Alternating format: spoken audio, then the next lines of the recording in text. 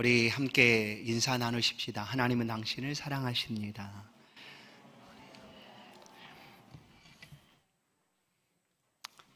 한 주간 많이 힘드셨죠?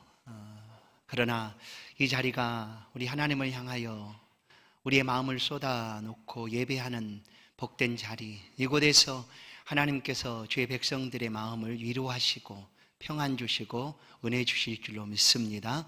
이 한 시간 어떠한 어려움, 스트레스가 있든지 다 떨쳐버리시고 하나님이 나를 얼마나 사랑하시는지, 하나님이 어떻게 우리를 붙들고 계시는지 다시 한번 경험케 되는 그런 귀한 시간이 되기를 주의 이름으로 축원합니다. 오늘 총독 느헤미야, 오늘은 느헤미야서의 말씀을 함께 상고하기를 원합니다. 우리가 매일매일 수고하고 열심을 내서 예를 쓰는 이유가 있습니다. 그것은 오늘이 아닌 내일, 곧 미래에 대한 소망을 우리가 꿈꾸기 때문입니다. 사람들이 바라는 장래의 소망이 무엇일까? 어떤 사람들은 내가 애쓰고 노력하고 수고하면 그 수고한 대로 내가 많은 유익을 얻든지, 아니면 직장이든지 또 사회 속에서든지 인정받을 만한 그런 높은 지위를 얻든지 하는 것, 그것을 바라고 애를 쓰고 수고하고 노력할 것입니다. 왜 그런 자리를 원할까? 우리가 알고 있는 대로 좀 더 편안해지고 좀 더 내가 원하는 대로 무엇이든지 할 수 있는 그런 유익한 것들을 마음껏 하고자 하는 것 때문입니다. 하나님은 주의 백성들, 성도들을 향하여 말합니다. 열심을 내어 주를 섬기라 라고 말하죠. 그리고 내 손이 수고한 대로 복도 받을 것이다 라고 말씀을 하십니다. 성도의 삶도 이렇게 열심을 내고 수고를 합니다. 그래서 그 성도가 원하는 자리에 이르게 되었을 때 세상 사람들이 원하는 것과 다른 그런 삶을 우리는 살아가게 됩니다. 그래서 성도다라고 말하는 거죠. 그 있는 자리가 내가 열심히 애쓰고 수고해서 얻게 된 많은 유익들, 또한 힘, 그리고 권세, 이런 것들이 있다 할지라도 그 자리에서 내가 원하는 대로 삶을 살고자 하는 것이 아니라 그곳에서 나를 부르시고 나를 이곳까지 인도하신 하나님을 어떻게 기쁘시게 할까, 하나님의 영광을 생각하는 사람, 그 사람 바로 성도입니다. 성도는 그래서 우리에게 있는 모든 것들을 다 동원하여 어떻게 하면 하나님을 기쁘시게 할까 하고 마음을 먹고 그 삶을 살아가고 있는 것이죠. 오늘 느헤미야라는 사람이 바로 이런 삶을 살아갔습니다. 그래서 이 사람의 삶을 말씀 속에서 한번 살펴보고 우리도 그런 삶을 살 수 있도록, 아니 우리도 이미 그와 같은 삶을 살고 있다라는 것을 확신케 되는 그런 복된 은혜의 시간 되기를 간절히 소원합니다. 느헤미야는 지난 주일에 에스라서를 우리가 함께 보았습니다. 에스라와 함께 활동했던 그런 동시대의 사람이 바로 느헤미야입니다. 아닥사스다 왕 때에 느헤미야는 학자로, 그리고 에스라는 학자로, 그리고 이 느헤미야는 그 유대 총독으로 활동을 했던 그런 사람이었습니다. 역시 이 느헤미야도 예루살렘에서 태어나지 않았습니다. 예루살렘은 한 번도 가본 적도 없습니다. 지금 페르시아 메데바사에서 포로로 잡혀간 부모님을 통해서 출생한 사람이었습니다. 그러나 포로의 자녀가 얻을 수 있는 가장 높은 자리를, 최고의 자리를 얻게 됩니다. 그것이 바로 왕을 늘 가까이서 모실 수 있고 왕과 직접 얘기할 수 있고, 또한 왕이 가장 신뢰할 수 있는 그런 자리, 곧 왕의 술관원을 담당하게 된 그런 자리에 오르게 됩니다. 본토인이 아닌 이방, 곧 포로로 잡혀온 사람들 중에 가장 높은 자리라 할 수 있을 만큼 그런 위치를 느헤미야가 얻게 됩니다. 그러면 세상 사람들이 열심히 애쓰고 수고해서 그 자리에 올라가게 되면 어떻게 합니까? 그렇지, 그동안 내가 애쓰고 수고한 것들 다 보상받아야지 하고 자기를 위하여 모든 것들을 사용할 것입니다. 있는 모든 부귀, 영화를 자기 자신의 삶을 위하여 그렇게 사용할 것입니다. 느헤미야가 그렇게 한다고 한들 누가 뭐라고 하겠습니까? 이방 땅에 포로로 잡혀온 자녀가 그런 자리에 올라서 그렇게 살아간다고 한들 누가 뭐라고 하겠습니까? 그런데 이 느헤미야는 그런 삶을 사는 것이 아니라 자기가 가진 모든 유익함들을 다 가지고 하나님의 백성들을 위하여 또 하나님의 영광을 위하여 살겠다라고 다짐하고 그 삶을 살아가게 됩니다. 느헤미야가 부족함 없이 삶을 살고 있을 그때에 어느 순간 그의 마음속에 근심이 가득 차게 됩니다. 그것은 바로 예루살렘에서 이 페르시아까지 와서 예루살렘의 소식을 전해주고 있던 하난이라는 형제 중에 한 사람의 이야기를 들은 때부터였습니다.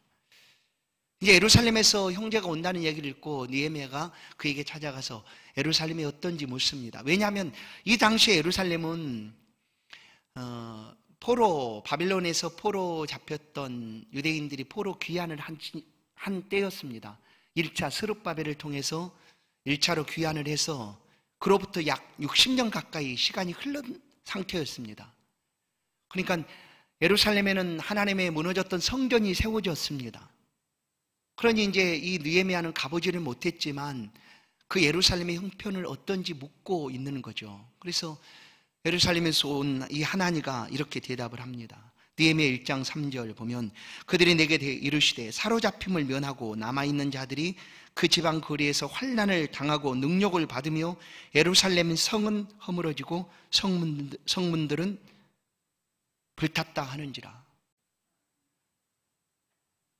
이 느헤미야가 이 소식을 들을 때 그렇게 상상을 하지 않았었기 때문인지 이 소식을 듣고 너무 마음이 아팠어요.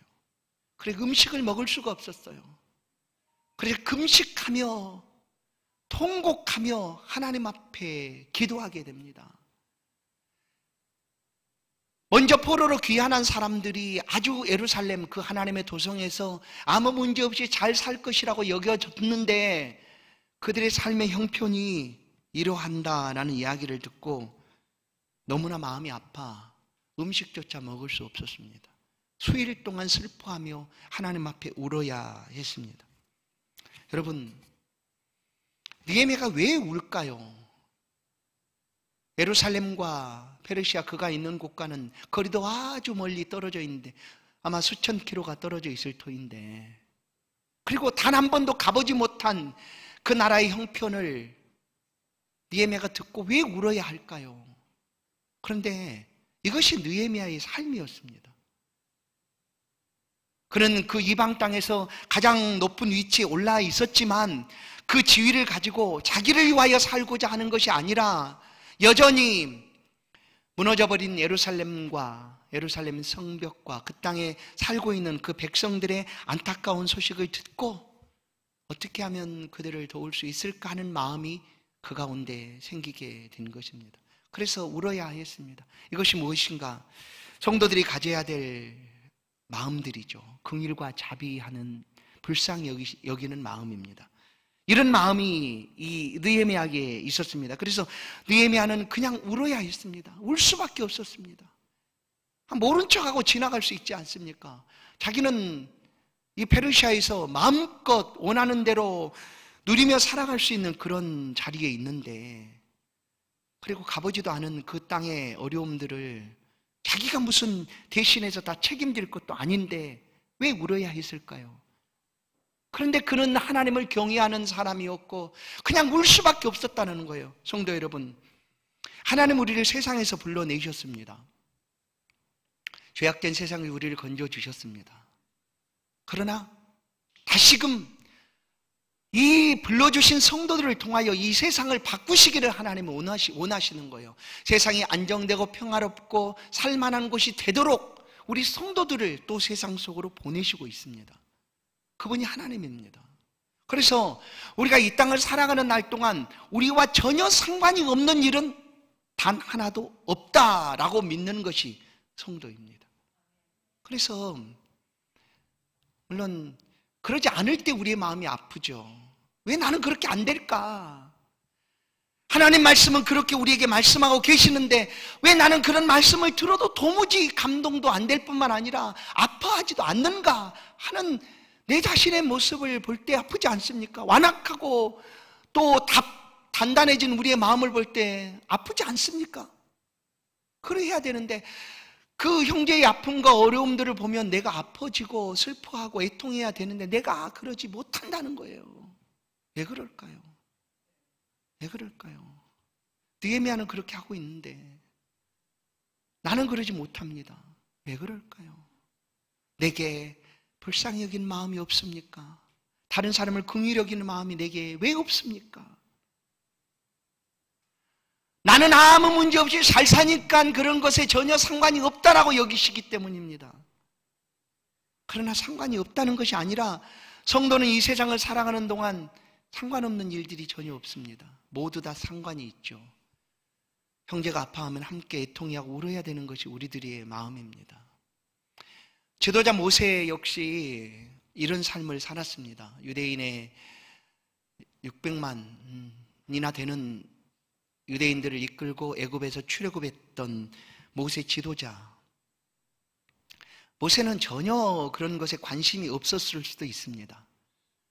그래서 모세는 광야로 나가서 양을 치죠. 상관없다 나는 하고 양을 치고 있을 그때 하나님이 모세를 불렀습니다.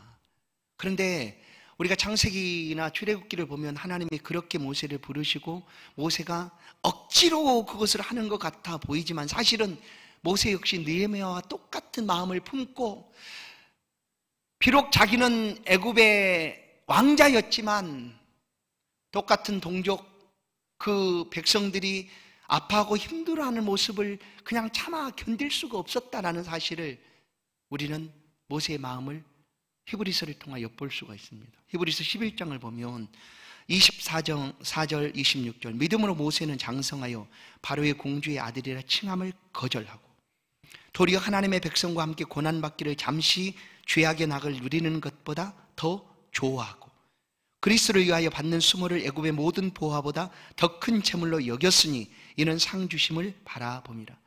모세가 왜 스스로 그 고난의 자리에 나아가고 있는가? 공주의 아들이 되면 애굽의 모든 부와 영화를 다 누릴 수 있는 그런 자리인데 그것을 거절했다라고 얘기하지 않습니까? 거절한 이유가 하나님의 백성과 함께 고난받기를 하나님의 백성으로 살아가는 삶을 더 좋아했다라는 거예요. 힘들고 어려울지라도 그것이 고난이라 할지라도 그 백성들의 고난과 나도 함께 살고 싶다 하였기 때문에 공주의 아들이라는 사실을 거절했다. 그렇게 살아간 사람이 모세였습니다. 그런데 그 삶을 그리스도를 위하여 받는 수모를 애굽의 모든 보화보다 더 큰 재물로 여겼다. 창세기에서 출애굽기에서 그리스도께서 직접 모세 앞에 나타났는가? 아니죠. 그러나 그때에도 그리스도께 계셨다라는 사실을 우리는 알 수가 있습니다. 모세가 한 모든 것들은 예수 그리스도를 위한 삶이었어요. 오늘 우리가 살아가는 삶의 자리에서 하는 모든 것들은 우리 앞에 그리스도가 보여지지 않는다 할지라도 내가 성도로 하나님을 섬김으로 경외함으로 행하는 모든 것들은 그리스도 예수를 위한 삶이다라는 거예요.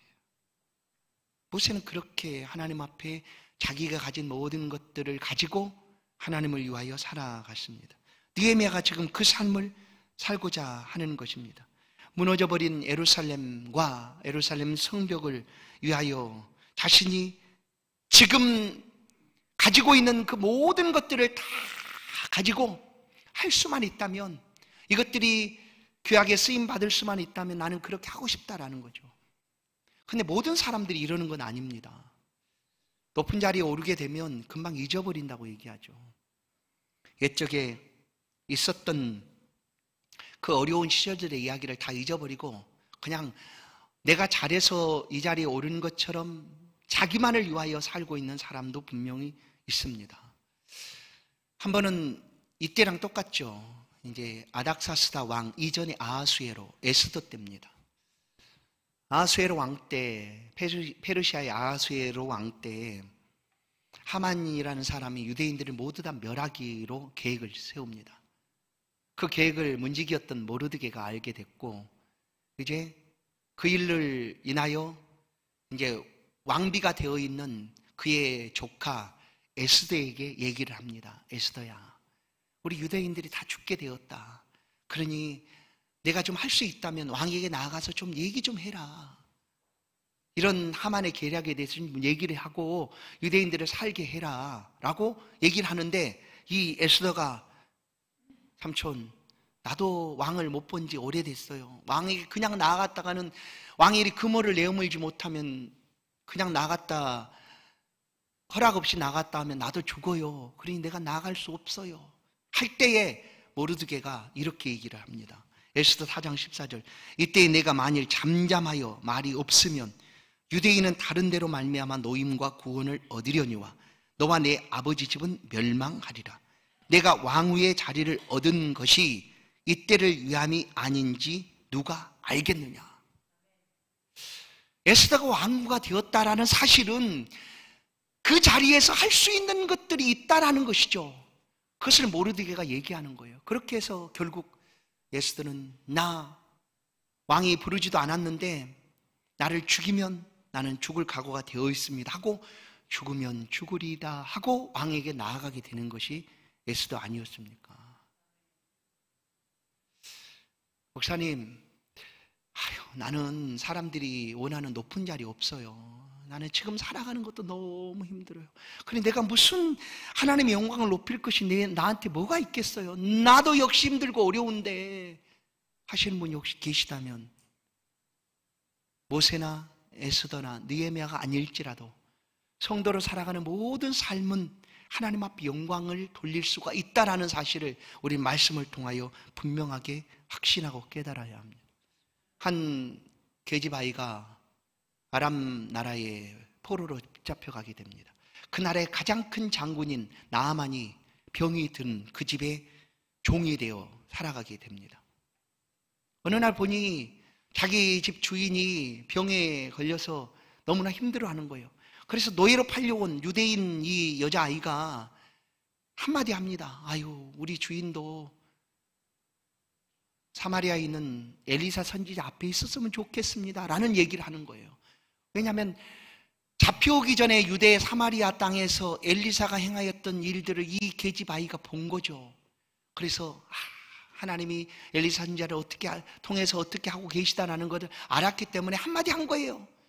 비록 그런 이방 땅에 팔려와 포로로 아무 힘도 없는 그냥 종으로 살고 있는 여자아이였는데 누가 그 아이의 말을 들어주겠습니까? 누가 그 아이가 유력하다라고 그의 이야기를 귀하게 들어주겠습니까? 그런데 그는 그 종으로 살아가는 그 삶의 자리에서 그냥 그가 느끼고 본 대로 주인을 향하여 안타까운 마음을 가지고 얘기합니다. 그렇게 해서 결국 나아만이 엘리사 선지자를 만났고 그는 고침을 받았고, 그 다음에 아람 나라의 이스라엘의 흙을 가지고 돌아오지 않습니까? 내가 비록 예루살렘 이스라엘에 있진 않지만 이곳에 있는 하나님을 내가 아람 나라에 가서 내가 섬기겠습니다 라는 그런 각오를 가지고 아람으로 돌아오지 않습니까? 뿐만 아니라 예수님의 비유 가운데 부자와 거지 나사로의 비유가 있습니다. 거지가 무슨 영광을 하나님 앞에 돌리겠습니까? 거지가. 그런데 이 비유를 보면 부자 집에 부자가 버린 음식을 먹고 그냥 겨우 살고 있는, 목숨만 유지하고 있는 이 거지가 하나님의 영광을 높입니다. 어떻게 해요? 비록 거지로 살아가지만 어떤 이유 때문에 걸을 수 없고 일할 수 없고 힘들게 살아가고 있는지 모르겠지만 그래도 그 삶에서 살아계신 하나님을 섬기며 살고 있었다라는 거예요. 여러분, 부자가 되어서 아니면 높은 자리에 이르러서 나 하나님 믿습니다라고 말하는 것은 쉽습니다. 솔직히 사실 더 쉬워요. 근데 여러분, 거지로 살아가고 있는 삶을 살고 있는 사람이 나 하나님 믿습니다라고 얘기할 수가 있는가? 있겠어요, 여러분? 그렇게 얘기한다고 하면 사람들이 어떻게 받아들여질까요? 그런데 이 나사로는 그 삶을 끝까지 살았어요. 하나님을 섬기고. 그리고 마침내 부자도 죽고 거지도 죽었지만 거지는 천사들의 손에 이끌려 아브라함의 품에 들어갔다라고 하나님의 영광을 높이고 있지 않습니까? 여러분, 나는 부자가 아니라도, 난 유력한 사람이 아니라도, 내게 어떤 힘과 권세가 없어도 상관없습니다. 우리는 여전히 하나님의 백성으로 이 땅을 살아갈 수 있고, 살아가는 삶의 자리에서 어떤 모양으로든지 하나님의 이름을 높일 수가 있습니다. 느헤미야가 지금 그것을 보여주고 있는 거예요. 느헤미야는 기도하는 사람이었다라는 사실을 우리는 알 수가 있습니다. 예루살렘이 무너져버린 그 소식을 듣고 느헤미야가 음식을 먹지 못하고 슬퍼하며 애통해합니다. 그러나 그는 하나님 앞에 기도를 시작합니다. 왜 기도를 시작했을까? 울었을 때와 마음이 같은 거죠. 예루살렘에 있는 사람들의 그 애통하는 마음, 아파하는 마음이 내 마음에게 고스란히 전해진 거예요. 긍휼과 자비하는 마음이 그 마음속에 있었기 때문에 울 수밖에 없어요. 그래서 어떻게 하면 좋을까 하다가 내게 있는 이 권세, 왕을 만날 수 있는 이 기회, 이런 것들을 통해서 할 수 있다면 내가 유대 땅에 페르시아의 총독으로 부임을 받았으면 좋겠다는 마음을 가지게 된 거죠. 그렇게만 할 수 있다면 자기가 고국으로 돌아가서 성벽을 재건하는 일에 함께 할 수 있겠다라는 생각이죠. 그런데 그것을 즉각 왕에게 얘기할 수가 있겠는가? 어렵죠. 이방 왕이었고 그 유대를 무너뜨렸던 왕이 그 페르시아 왕 아닙니까? 물론 바벨론을 무너뜨린 왕이었지만, 그래 쉽지 않다는 것을 알기 때문에 이 느헤미야는 먼저 하나님 앞에 간구하기를 시작합니다. 느헤미야 1장 11절, 주여 구하오니 귀를 기울이사 종의 기도와 주의 이름을 경외하기를 기뻐하는 종들의 기도를 들으시고 오늘 종이 형통하여 이 사람 앞에서 은혜를 입게 하옵소서 하였나니 그때에 내가 왕의 술관원이 되었느니라. 이 사람 앞에서 은혜를 입게 하옵소서. 아닥사스다 왕에서 왕 앞에서 은혜를 입게 해달라고 하나님 앞에 기도합니다. 성도 여러분, 느헤미야는 기도의 사람이었는데 우리도 어떠한 문제가 있든지 어떤 어려움이 있든지 기도를 하지 않습니까? 그런데 우리는 종종 기도를 맨 뒤에 합니다. 나중에. 우선 내가 할 수 있는 대로, 급한 대로 막 내가 할 수 있는 것들을 다 찾아보죠. 내가 도울 수 있는 사람들을 찾기도 하고 내가 할 수 있는 방법들을 다 동원해 봅니다. 그런데 사실은 기도는 맨 나중이 아닙니다. 기도는 맨 처음이어야 된다는 거예요. 시작이어야 합니다. 우리의 모든 삶의 어려움들은 기도로부터 시작하면 해결의 길이 열립니다. 피할 길이 생깁니다. 나중에 하려고 하지 마십시오. 지금 하십시오. 지금. 내가 이 일을 해보다가 나중에 하나님이 도와주실 거야. 그러지 마십시오. 느헤미야는 지금 합니다. 그 마음을 품는 순간부터 하나님 앞에 구하기를 시작합니다. 하나님께서 어떻게 이 느헤미야 기도를 들어주셨는가? 기도는 했지만 수상궁에 있는 이 느헤미야가 마음에 근심이 가득 차 있습니다. 그러니 왕이 늘 가까이 보던 왕이 무슨 일인가 묻습니다. 그래서 느헤미야가 예루살렘의 이야기를 다 얘기합니다. 이런 일이 있습니다. 그랬더니 왕이 내가 어떻게 해주면 좋겠느냐 이렇게 물어요. 내가 무엇을 원하느냐. 그러자 마음에 가졌던 그 총독으로 가서 그 땅을 좀 돌아보고 무너진 성벽을 재건하기를 원합니다 라고 얘기하지 않았겠습니까? 그렇게 해서 하나님의 기도의 응답이 느헤미야에게 이루어진 거예요. 그래서 느헤미야가 이제 총독으로 파송이 됩니다.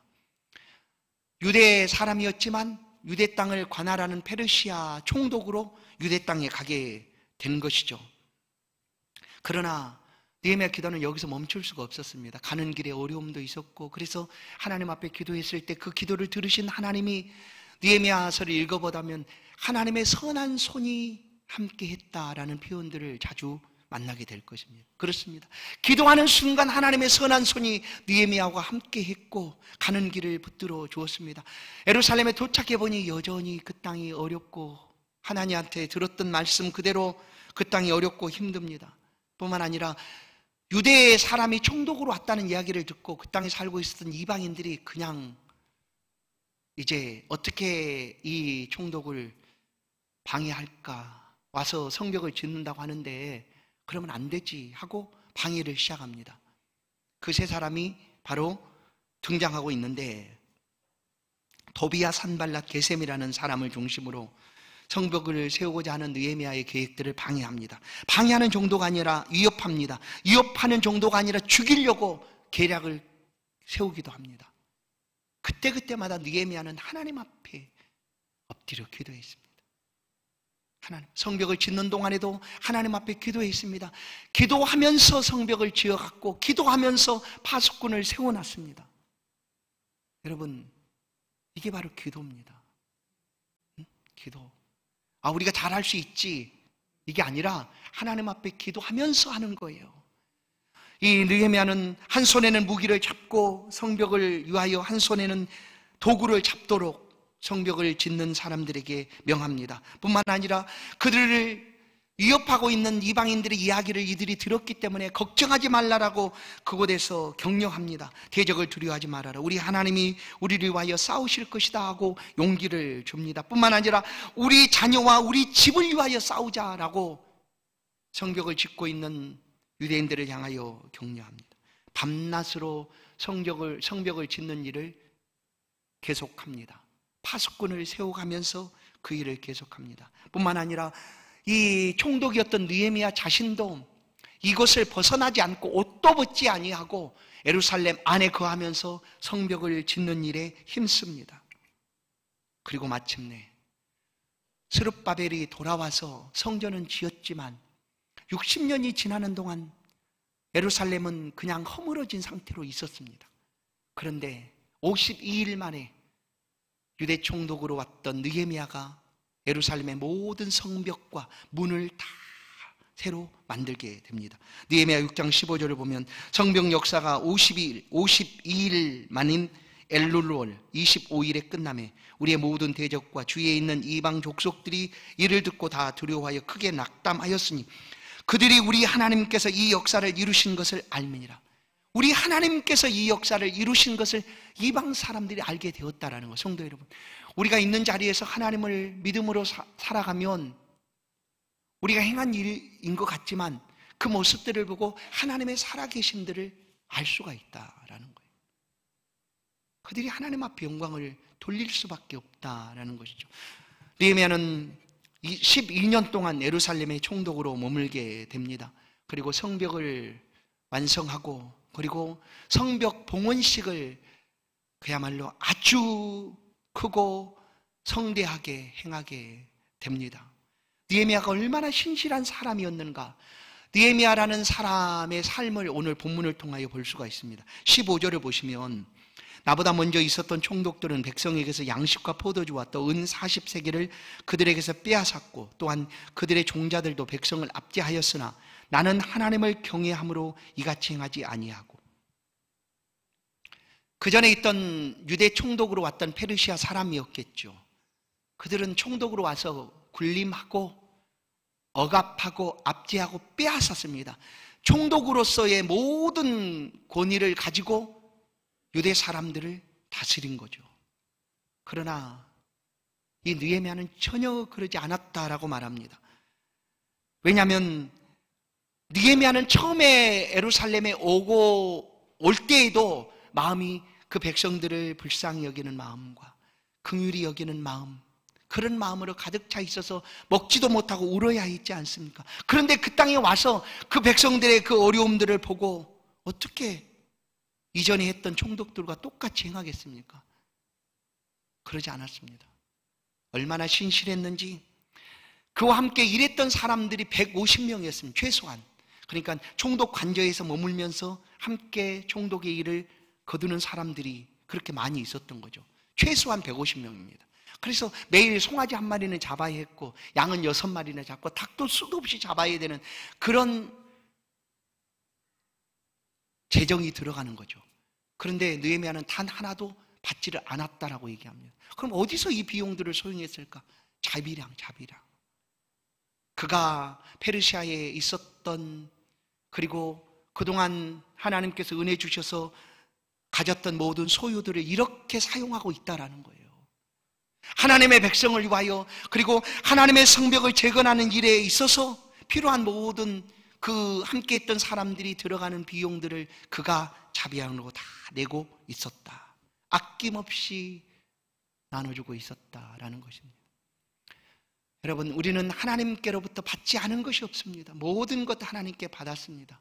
그러나 그 받은 것에 최소한 나는 하나님께 이것을 받았습니다라고 우리가 고백하는 최소한의 것이 뭐냐면 11조입니다. 사실 11조죠.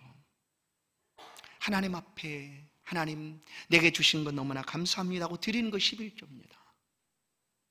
그것들을 하나님 앞에 올려드리고 하나님께서 또 주실 은혜들을 구하는 것이죠. 그런데 11조뿐만 아니라 내게 주신 것들을 감사함으로 이렇게 사용하고 있는 사람들이 사실 많이 있습니다. 딱 정해진 것은 11조라고 말하지만 11조 그 이상을 하나님 앞에 드리며 헌신하고 섬기고 봉사하는 사람들이 너무나 많다는 거예요. 그렇게 하나님의 교회가 세워져 가고 있습니다. 자기에게 주신 모든 것들을 아낌없이 약하고 어려운 사람들을 위하여 내어놓습니다. 그러나 나팔도 불지 않습니다. 그냥 감사하는 마음으로 하나님 주신 것 감사함으로 하나님 앞에 내어놓습니다.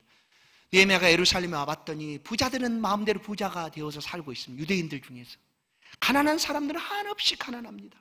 그들의 딸들, 그들의 자녀들은 종으로 팔리고 그들이 조상대대로 가져왔던 모든 땅들도 동족들에 의해서 빼앗기고 말았습니다. 먹을 것이 없어서 땅을 저당 잡히고 먹을 것을 당장 구하지만 또 어렵고 힘드니 갚을 길이 없습니다. 그래서 땅을 빼앗기고 만 거예요. 느헤미야가 와서 보니까 예루살렘에 이런 일들이 벌어집니다. 이 모습을 보고 이방인들이 얼마나 손가락질 하겠습니까? 야, 너희끼리 싸우는구나. 너희끼리 종소로 삼고 너희끼리 빼앗고 하는구나. 얼마나 이방인들이 유대인들을 손가락질 했겠습니까? 그런데 느헤미야는 와서 성벽을 짓는 것만이 아니라 이런 일들, 곧 그 안에 하나님을 섬겨가는 삶의 모습들을 바꿔 놓았습니다. 느헤미야 5장 9절 내가 또 이르기를 너희의 소행이 좋지 못하고 우리의 대적 이방 사람의 비방을 생각하고 우리 하나님을 경외하는 가운데 행할 것이 아니냐 하고 사람들의 마음을 바꿔 놓았습니다. 함께 모여서 대회를 열고 이런 말들을 했습니다. 그리고 이렇게 우리가 살아가야 되지 않느냐?